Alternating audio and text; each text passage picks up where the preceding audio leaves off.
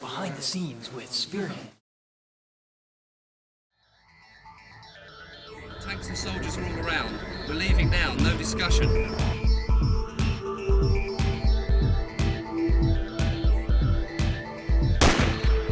We've got to use this evidence when we get back. Stop TV! Stop TV! I'm a French! Yeah! Like I say! Your friend is dead. Paprika! We're gonna get out here and we're gonna get straight to the border. Come on, let's go. You know, you've got to have a sulk every now and again just to make sure that the director's taking notice of you, haven't you? Yeah. Yeah. Just to make sure. So I'm going to go backwards, am I? You keep doing that? You can kind of topple over sideways if you want. There's an AK following you up, and then there'll be a bang. When you hear the bang, you've got to sort of, you get hit in the back. Action! Here you go. Oh!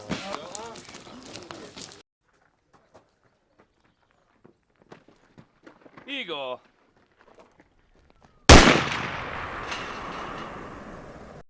We set up Spearhead Films in 2001. We started with short films, and now we've moved on to War Crimes, which is a feature. Our first idea for War Crimes we probably got to pretty much when we started around 2001, didn't we? Yeah. Because we wanted to make a film about the British Army, about a unit of soldiers. It was called the Patrol. It was about a group of soldiers in Yugoslavia somewhere that were cut off from their men. They barricaded themselves into a building and were attacked throughout the duration of the film. But as we were working on the actual story, a film called Dog Soldiers came out, and it was a little bit too similar to our film, so we had to scrap it. And this film has taken some of the ideas from that and developed it and come up with something completely new. And we spent quite a long time doing research, probably about 6 months before we actually started writing the script. We studied a lot of newspapers, documentaries. We got loads of books on the conflict, and the more we read into it, the more complex the actual background to the area became. The actual script, I think, took around about 3 to 6 months, wasn't it, for the actual development of the script? But it was in development literally up until the actual last day. Blue steel, baby. My name's Victoria. I'm playing the part of Kath in the film, who is possibly the leader's girl of the group. My name is Earl. I play Scott, superhero at the end. I don't get to bare my chest, which is a shame for all you ladies that are going to watch this, because it is a hell of a chest. Well, I'm Toby Robinson. I play Christoph, and the project's awesome. Can you tell us more about Christoph? Yeah, he's leading the tour group across Bosnia. My name's Ashra, my character's Claire.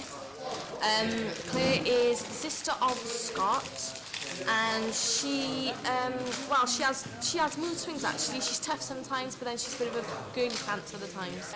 I am Keris, and I play Becky. My name is Karam Esdin, but everyone calls me Kay. Call me Karam, Kay. I'm playing Nick. I get to play an arrogant bastard, an asshole who everybody hates, just like pretty much in real life. My name is Paul. I'm playing the name Paul. My name is Gareth. The project is I'm a student. I'm one of the 6 students who come out here. The cast and crew, we started out with just advertising on our website. That then moved on to leaflet drop-in around Cardiff and Newport.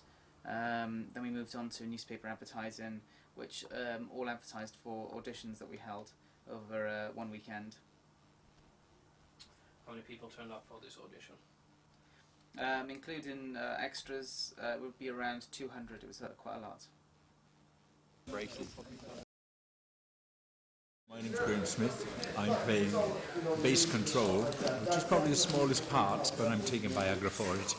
The role of Sergeant Dresnos, the actor playing him, dropped out on the day, either the day before or actually the morning of the first shoot, which is why Graham Smith was then drafted into the role, which is why Sampo Haarla then takes the role of bass control. Having somebody behind the camera pinched my last part, so I've now got to learn new lines, and also in Yugoslavia. Yeah. So.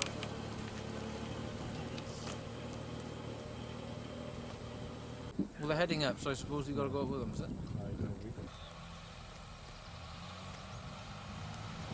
My name is John Jenner. I'm playing Lieutenant Buttercup, a murderer of the worst kind. My name is Steve Nicholas, Captain Markovich, and I am the head of the GNA.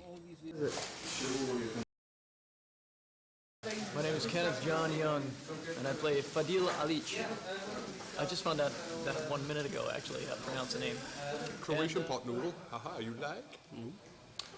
Zane's he's a Bosnian Muslim. He's very protective of his fellows, but he's also very professional.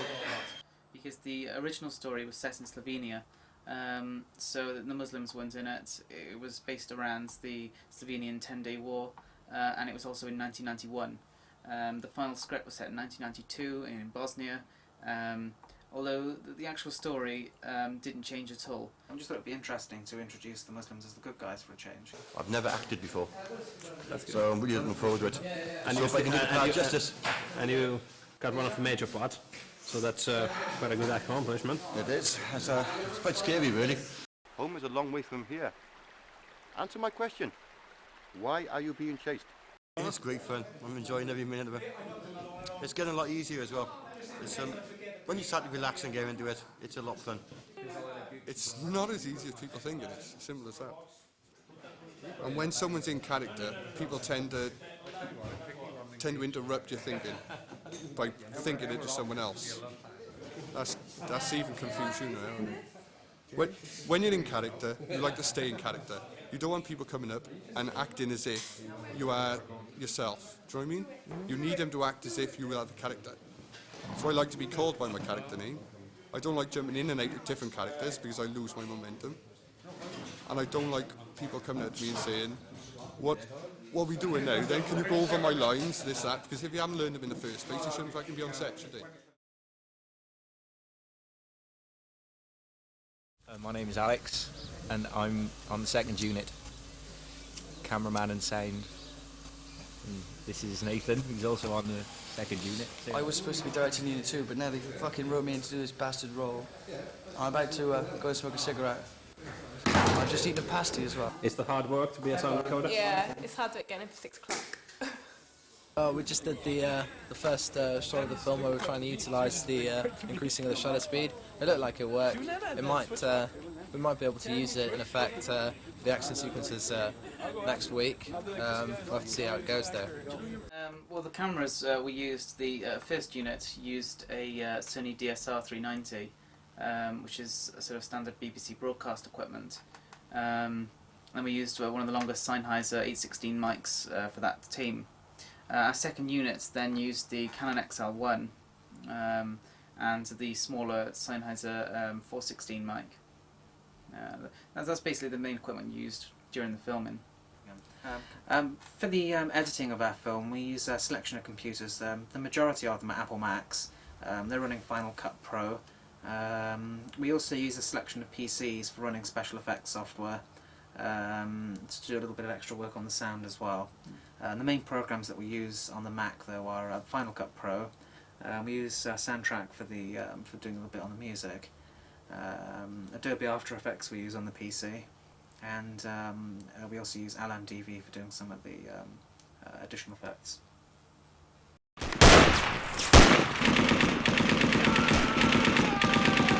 The second unit that we created for the film were very, very useful. Originally we set them up just so they'd have a camera and they would be able to take safety shots. So we'd set up a scene, we'd film, and then position them just out of the way and film the scene from a distance. So if anything went wrong with the original shot, we'd have a backup. And this was pretty useful by itself. But as the film progressed, we actually sent them off on their own assignments. They had their own second unit director, who was actually also one of the actors. They went off with their own cast and crew for whole mornings and afternoons and shot quite sizable sequences from the film, which were actually extremely good. And a lot of the safety shots that they got, we didn't even know they'd filmed. They solved quite a few problems for us. Yeah, basically, there is no way we could have got the majority of the film shot within those 2 weeks without the second unit. We would have needed about an extra 3 or 4 days, so they were invaluable.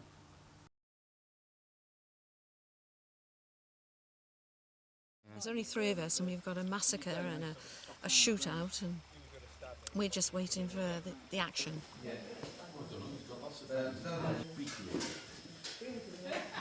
The makeup crew just turned up to our auditions. You know, we'd advertised for just general cast, crew and extras, and they turned up, and they were offering their services for free, which was an absolute godsend.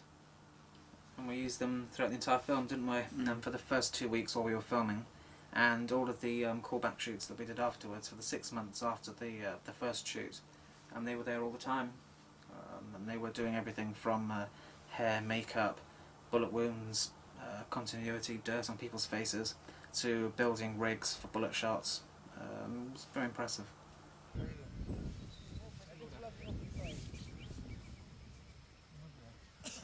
Myślę, że klinci mają fotografii. Chini se da czetnici želite fotke kako bi inkriminirali časnika jajna kapitana Name Capitano! Markovic. Da, kapitana Markovicia. We had a variety of props for the film. The most useful was the AK-47, which is a standard rifle that most of the men in the film used. We actually bought in a prop actually from Japan. It was an absolutely perfect replica of an exact AK-47 for all the close-up shots, and it was designed to actually fire and eject the bullets as well, so we'd have a really good weapon to use close-up. Unfortunately, it broke down pretty much after the first shot it fired in the film, and proceeded to fall apart throughout the rest of the project, so it should have been one of the most useful props, and it turned out to be a complete flop. Other than that, we made about 45 wooden AK-47s, which I made the templates for, and then a guy that came to the auditions was interested in doing bits on the production, built them for us at his workshop. Genius behind all the guns? Yeah, the one who I'm going to add.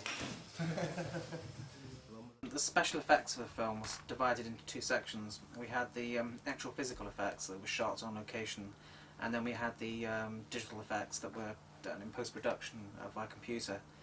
The physical effects on the site, primarily pyrotechnics and smoke. We used large sort of industrial scale smoke machines for the film. The actual pyrotechnics then were commercial and stage effects, so generally designed to be used indoors. We had electrically controlled rigs to set them off, and only myself and Nick were actually allowed to use them. Because they were relatively low power, we had to often run several of them in parallel, so to get large explosions we had to set off 4 at a time. And then these can be enhanced afterwards with digital effects as well. Action!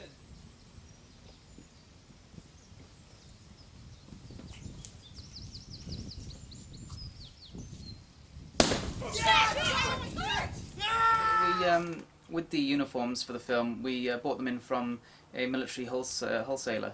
The J&A uniforms, we did a lot of studying into it, and while we were studying, there was a sort of a 4-part documentary about Yugoslavia, which gave us a lot of stock material to work with. To buy Yugoslavian uniforms in would have cost hundreds, so we used the material we had and designed something that was pretty close. We used Austrian uniforms, which worked out a lot cheaper, and look, 98% the same. Had Russian helmets as well. Yeah, Russian helmets, which is actually what they did use. And we also, to get a bit of authenticity, we got a couple of extra quite interesting props, things like original Yugoslav National Army number plates from the military vehicles, actually pillaged from the battlefield in the early 90s, and also early 90s issue currency, which they obviously no longer use. Quite small props, but when you see them on camera it just adds sort of an air of authenticity to the film. This is transcribed phonetically, Kay. It's not as you would read it. You understand that? How would you read it then? Well, the J is pronounced Y. So where it's spelled N-J-E-S-T-O, it looks like Majesto. It's Majesto. You see? Yes, most of the key actors did get on really well with it. They obviously spent weeks practicing it, and when it came to the shoots, they just ran the lines off, no problem. Some of the other sort of smaller roles, well, some of the people were drafted in from the extras into small acting roles, so it was quite difficult for some people, yes. You reading all your lines? Yes, I am. And they're all in Bosnian. Yeah. That makes me mean. You find it really hard? Yes, it's extremely difficult. Well, I'm being asked what about our share.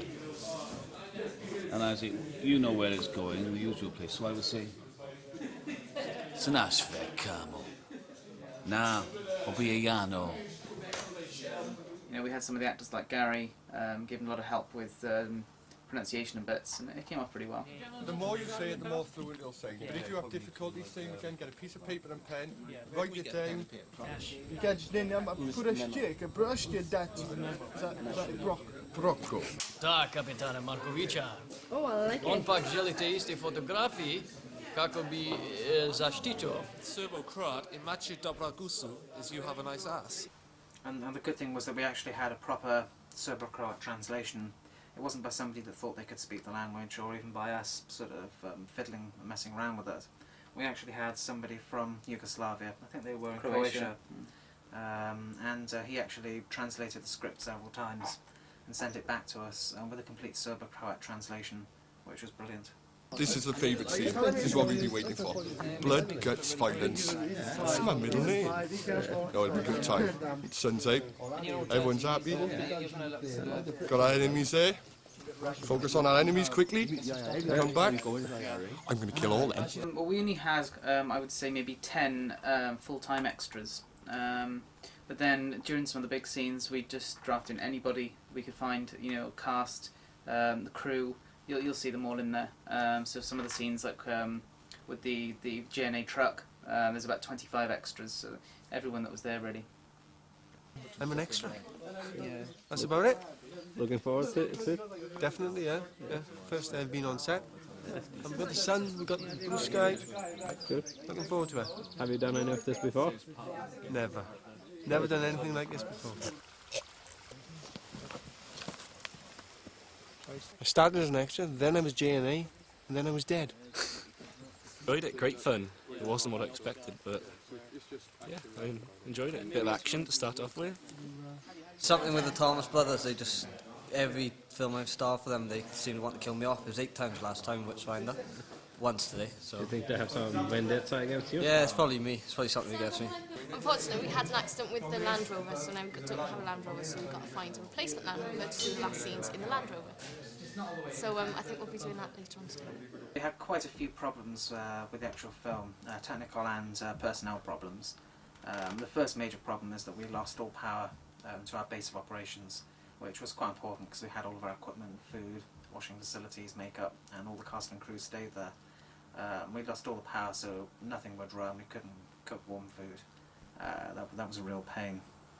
One of the big problems we had during filming was the Land Rover breaking down, which was one of our main props. It was the vehicle used for the students to be carried, well, war protesters to be carried across Yugoslavia. And within 5 or 6 days, it had broken down, and it had broken down just before a bank holiday weekend, so we couldn't get it repaired. So for the second half of that shoot, we didn't have it. So all the scenes then involving the Land Rover had to be done months afterwards. What's your rough estimate about the final cost of the film? That's quite a difficult one, isn't it? For the actual film, we put in about £5,000 of sort of cold hard cash from us two. But the amount of support and assistance and free labour given by everybody else can't really be measured. You know, we've got a selection of full-time professional actors, makeup crew, people that lent us the use of their land, a very low-cost use of military vehicles. So you can't really add up how much all of that will cost on top of the film, plus the use of all of our own equipment, which is very expensive to actually make the film.